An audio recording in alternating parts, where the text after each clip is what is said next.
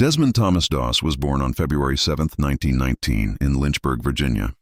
He grew up in a devout Seventh-day Adventist family. The Adventist faith taught strict adherence to the Ten Commandments, including, "Thou shalt not kill." For Desmond, this wasn't just religious doctrine, it was absolute moral law. When he was a child, Desmond had a formative experience that would shape his entire life. He saw a poster depicting the story of Cain and Abel, showing Cain killing his brother. The image haunted him. He made a promise to himself and to God that he would never take a human life. This conviction would be tested in the most extreme circumstances imaginable. The decision to serve on December 7, 1941. Japan attacked Pearl Harbor. America entered World War II. Like millions of young American men, Desmond felt compelled to serve his country. But he faced an impossible dilemma. His faith forbade killing, yet his country was at war. Desmond could have claimed conscientious objector status. The law allowed men with religious objections to military service to avoid combat. But Desmond didn't want to avoid service. He believed in defending his country. He just wouldn't carry a weapon. In April 1942, at age 23, Desmond enlisted in the U.S. Army. He volunteered to serve as a combat medic. Medics were non-combatants under the Geneva Conventions. They could serve on the battlefield without carrying weapons. It seemed like the perfect solution. It wasn't. Basic training, the beginning of hell. Desmond reported to Fort Jackson, South Carolina, for basic training. From the first day, he was treated as an outcast and a coward. Military training in 1942 was designed to turn civilians into soldiers. Every recruit was required to train with rifles, to learn to shoot, to demonstrate proficiency with weapons. Desmond refused. His fellow soldiers were furious. They saw him as a coward who wouldn't fight. His commanding officers saw him as a troublemaker who refused to follow orders. His sergeants saw him as a discipline problem who undermined unit cohesion. The harassment was relentless. Other soldiers stole his shoes. They threw boots at him while he slept. They beat him. They called him every derogatory name they could think of. They told him he was worthless, that he would get everyone killed, that he should go home. His commanding officer, Captain Jack Glover, tried every method to get Desmond to quit or be discharged. He assigned him to the most grueling physical tasks. He recommended psychiatric evaluation, hoping doctors would declare Desmond unfit for service. He even tried to have Desmond court-martialed for refusing to carry a weapon. But Desmond wouldn't quit. He completed every physical task assigned, no matter how punishing. The psychiatric evaluation found him completely sane. And critically, military regulations didn't actually require medics to carry weapons, only to complete weapons training. Desmond agreed to train with rifles. He just wouldn't carry one into combat. The Army couldn't legally discharge him. They were stuck with him. And he was stuck with an entire company of soldiers who hated him. The Sabbath problem. Desmond faced another conflict beyond weapons. As a Seventh-day Adventist, he observed the Sabbath from Friday sunset to Saturday sunset. During this time, he was prohibited from working except in cases of emergency. This created constant friction. Military training didn't stop for religious observance. Desmond requested Sabbath exemptions and was usually denied. When he refused Saturday duties, he was charged with insubordination. The situation came to a head when Desmond was ordered to appear for a court-martial.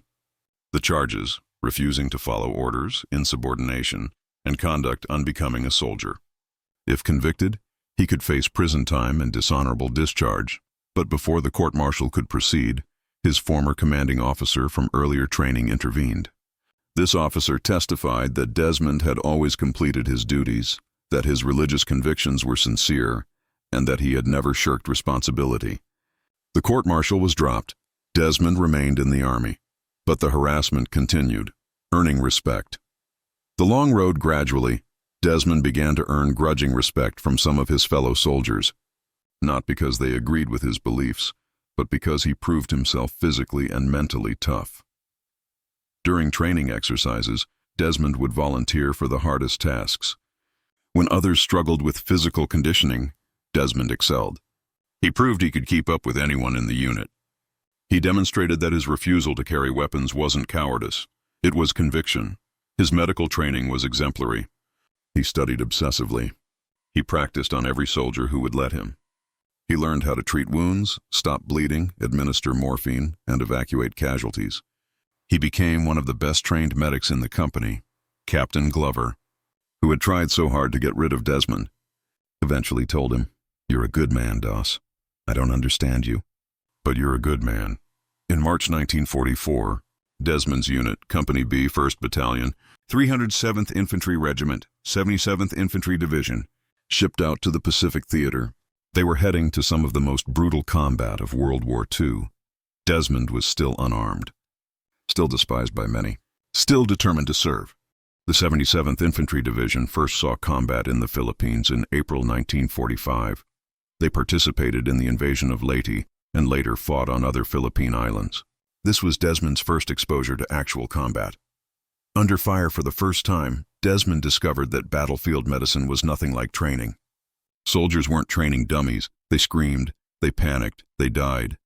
Working on wounded men while bullets cracked overhead required nerve that no amount of training could fully prepare you for. But Desmond didn't freeze. When soldiers were hit, he ran toward them. While others sought cover, Desmond moved through fire to reach the wounded. He would drag men to safety, treat their wounds under fire, and then go back for more. His actions during the Philippine campaign began to change how his unit saw him. Soldiers who had called him a coward watched him risk his life repeatedly to save others. Men who had beaten him during training now owed him their lives. One soldier later said, "We all thought Doss was crazy. Then we saw him work. Then we realized he was the bravest man in the company.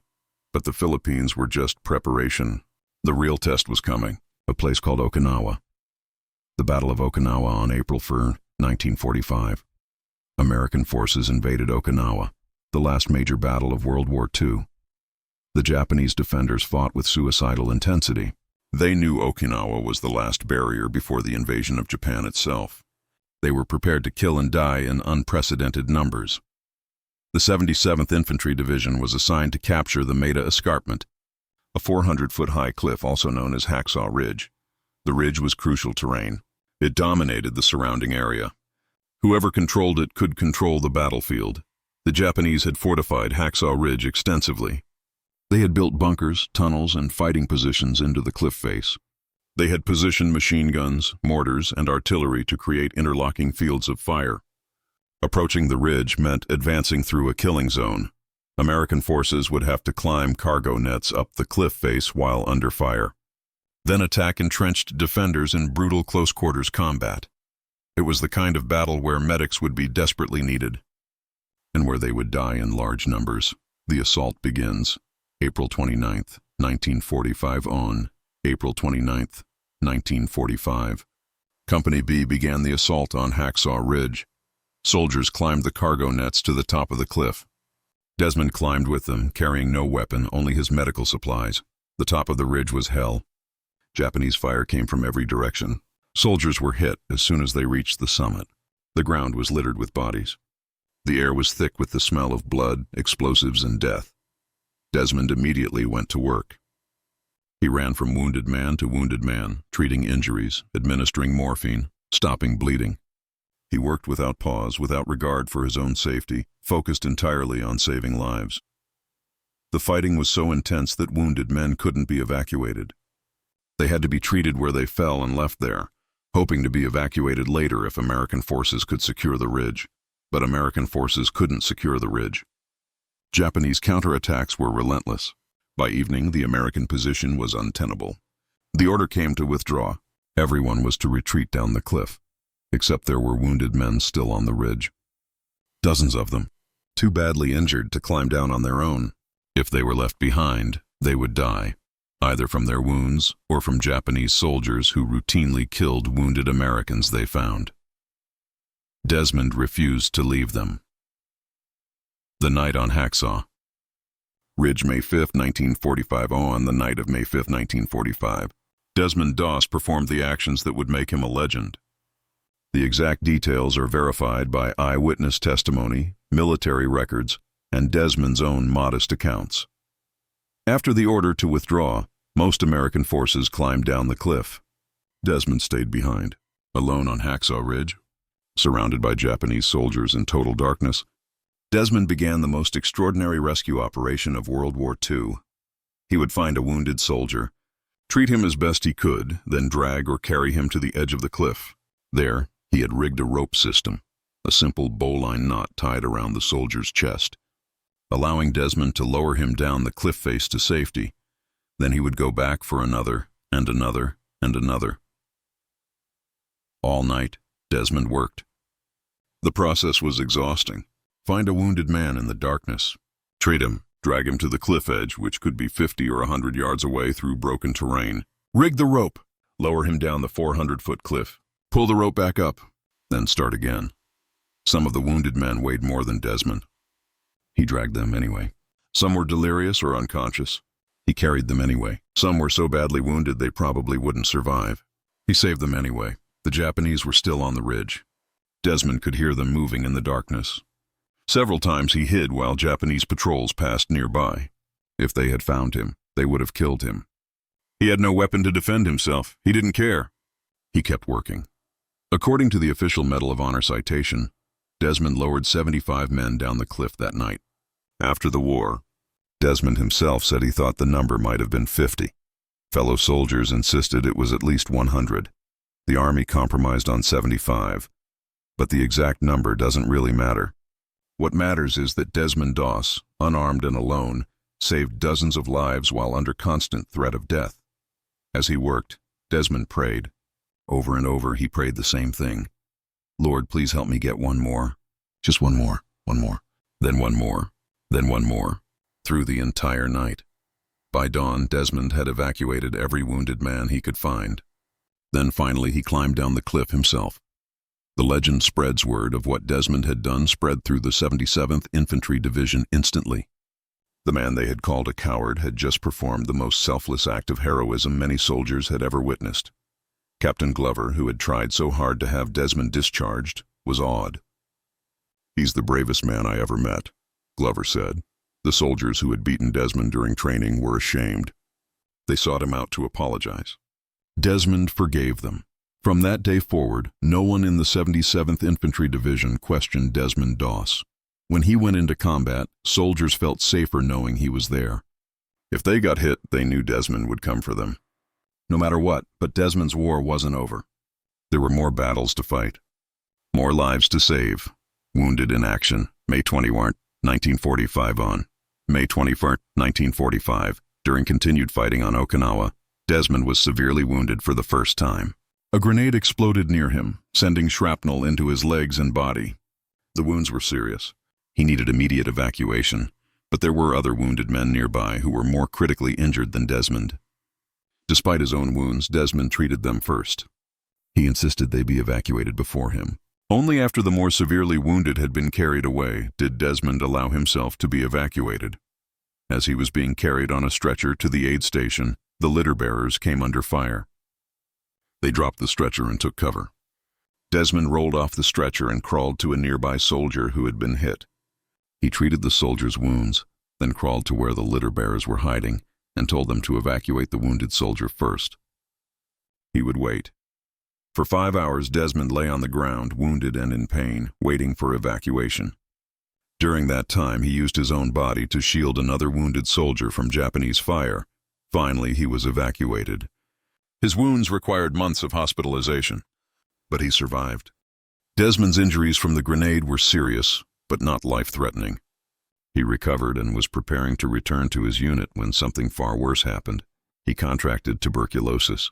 In 1945, before modern antibiotics, tuberculosis was often fatal. Desmond spent years in hospitals fighting the disease.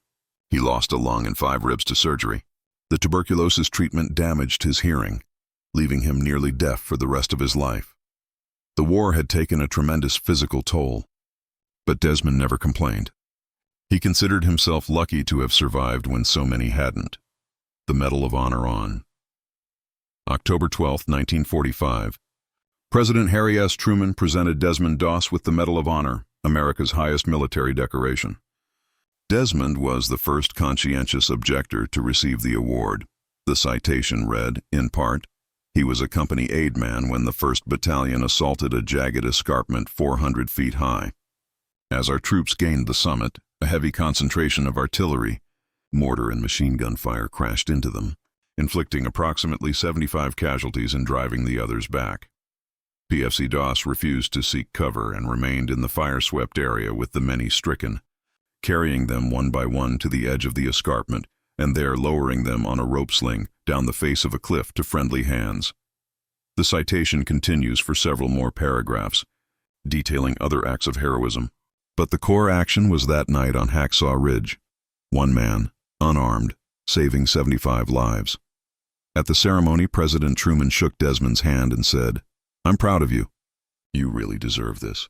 I consider this a greater honor than being president." After the war, Desmond returned to Virginia. He married Dorothy Schutte, whom he had met before the war. They built a life together on a small farm. The tuberculosis had destroyed Desmond's health. He struggled with disabilities for the rest of his life. He was often in pain. He was nearly deaf. He couldn't do the physical work he had once been capable of, but he never complained. He considered himself blessed. He had survived. He had kept his vow never to kill. And he had saved lives. For decades, Desmond lived quietly. He rarely spoke about the war. When people asked about his Medal of Honor, he would deflect. He didn't consider himself a hero. He had just done his duty. Recognition and legacy in 2004, when Desmond was 85 years old, a documentary about his life called The Conscientious Objector was released. It brought renewed attention to his story. In 2016, director Mel Gibson released Hacksaw Ridge, a feature film dramatization of Desmond's story. The film was nominated for 6 Academy Awards and won 2. The movie introduced Desmond's story to a new generation. But as is common with Hollywood, the film took some creative liberties. Some events were changed for dramatic effect. Some characters were composites. Some dialogue was invented, but the core story was true. Desmond Doss really was a conscientious objector who served in combat. He really saved 75 men on Hacksaw Ridge. He really was awarded the Medal of Honor, and he really did it all without carrying a weapon. The man behind the medal, those who knew Desmond, described him as humble, kind, and deeply faithful. He never sought attention. He never bragged about his accomplishments. He gave all credit to God.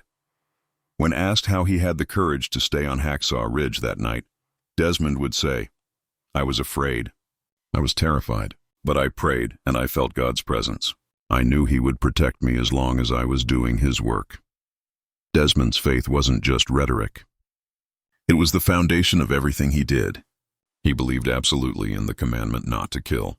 He believed in the value of every human life.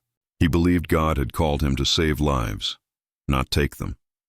This faith sustained him through the harassment of basic training, through the horrors of combat, through years of painful disability. He never wavered. He never doubted. Final years, Dorothy Doss died in 1991. Desmond remarried in 1993 to Frances Dumont. They spent his remaining years together. Desmond's health continued to decline. The combination of combat injuries, tuberculosis, and subsequent treatments had left him with multiple disabilities. But he remained active as long as he could, speaking occasionally about his experiences and his faith. On March 23, 2006, Desmond Doss died at his home in Piedmont, Alabama. He was 87 years old. He was buried in Chattanooga National Cemetery. At his funeral, military honors were rendered. Soldiers who had served with him attended. Veterans who had heard his story came to pay respects. The man who had refused to carry a weapon was laid to rest with full military honors. The conscientious objector who had been called a coward became recognized as one of the bravest soldiers in American history. The numbers that matter, the Siduato. Official record states Desmond Doss saved 75 men on Hacksaw Ridge on May 5, 1945, but numbers tell only part of the story. Each of those 75 men was someone's son, someone's husband, someone's father, someone's brother. Each had a life that would have ended on that ridge if not for Desmond. Those 75 men went on to live full lives. They had children, grandchildren, great-grandchildren. The ripple effect of Desmond's actions extends through generations. One estimate suggests that Desmond's actions that night resulted in over 1,000 descendants who wouldn't exist if he hadn't saved those men. That's not counting the lives those descendants have touched, the contributions they've made, the impact they've had. One man, One night, 1,000 lives. The message Desmond Doss's story carries multiple messages. Conviction. Desmond never compromised his beliefs, even when doing so would have been easier. He faced harassment, court-martial, and death rather than violate his conscience. Courage. Real courage isn't the absence of fear. Desmond was terrified on Hacksaw Ridge, but he acted anyway because others needed him. Service. Desmond could have avoided military service entirely. Instead, he volunteered, determined to serve his country in a way consistent with his faith. Respect. Desmond proved that you can disagree with someone's beliefs while respecting their right to hold them. The Army didn't agree with his conscientious objection, but they ultimately respected his conviction. Faith. For Desmond, faith wasn't abstract theology. It was practical guidance that shaped every decision. His faith gave him strength to endure and courage to act. Desmond never forgot the prayer he repeated throughout that night on Hacksaw Ridge. Lord, please help me get one more. It was a simple prayer, desperate, honest, not asking for glory or recognition, just asking for the strength to save one more life, one more, then one more, then one more. That prayer, repeated through the night, saved 75 lives. Years later, when asked about that night, Desmond would say the prayer wasn't just asking God for help. It was reminding himself of his purpose. Each time he saved a man and felt exhausted, he would pray for strength to save one more. The prayer kept him going. I never prayed to save 75 men, he said. I just prayed to save one more. And then one more. And God gave me the strength each time. This is perhaps the most important lesson from Desmond Doss's story. He didn't set out to be a hero. He didn't plan to save 75 lives. He just focused on saving one more life, then another, then another. Extraordinary achievement often comes from doing the next right thing, repeatedly, without concern for the final count. The truth of it, this is the true story of Desmond Doss. Not the Hollywood version, though the film was largely accurate in its portrayal of the core events. Not the legend that grew up around him, though the legend was based on truth. Just the facts, as documented in military records, eyewitness testimony, and Desmond's own accounts. The facts are remarkable enough. They don't need embellishment. A young man from Virginia, motivated by religious conviction, enlisted in the Army during World War II. He refused to carry a weapon. He was harassed, beaten, and nearly court-martialed. He persevered. In combat, he proved himself one of the bravest soldiers in the Pacific Theater. On one night on a cliff in Okinawa, he single-handedly saved 75 men while under constant threat of death. He was awarded the Medal of Honor. He survived the war but suffered from injuries and illness for the rest of his life.